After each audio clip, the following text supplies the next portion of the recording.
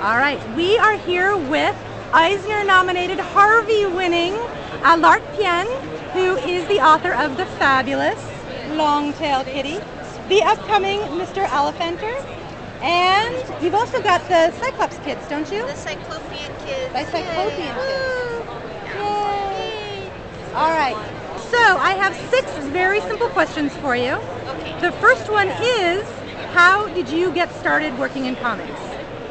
I volunteered at the Cartoon Art Museum, and this was when I was in college or a little bit after college.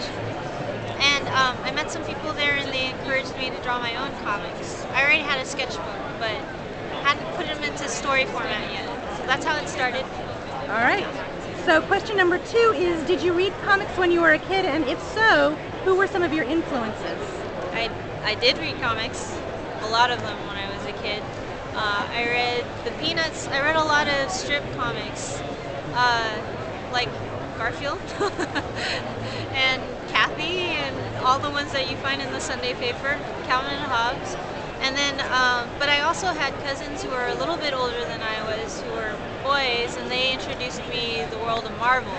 So I got a subscription from them in the mail to the X-Men, and I would run to the mailbox like every month just to check to see if those books were in there. That's how I started reading. That was about 9 when I was about 9.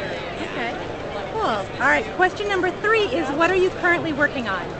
Okay, I've got a couple of projects going. I have a graphic novel with First Second, but in terms of young readers, I've got a sequel book coming up to the Long-Tailed Kitty. It's in a different format and actually for younger readers from 3 to 5 years old. Beginner cartooning readers, yeah? Yeah. And then I'm working on a story with the Cyclopean kids. Okay, cool. All right, so question number 4 is, what graphic novel or comic title have you read in the last year that you think is fantastic for kids? Fantastic for kids. I'm gonna cheat a little bit because I'm at Comic-Con and I'm pretty excited to be around all this new material. So I'm gonna hold up the book that I just bought. So I haven't read it yet, but I'm sure it's gonna be awesome. Ooh. Okay, Bone by Jeff Smith, Tall Tales. So I think everybody knows who Jeff Smith is by now, but amazing cartoonist, has paved the path for many people like myself who are interested in comics and want to draw for life. So this would be my recommendation. All right. Do you have a recommendation for teens?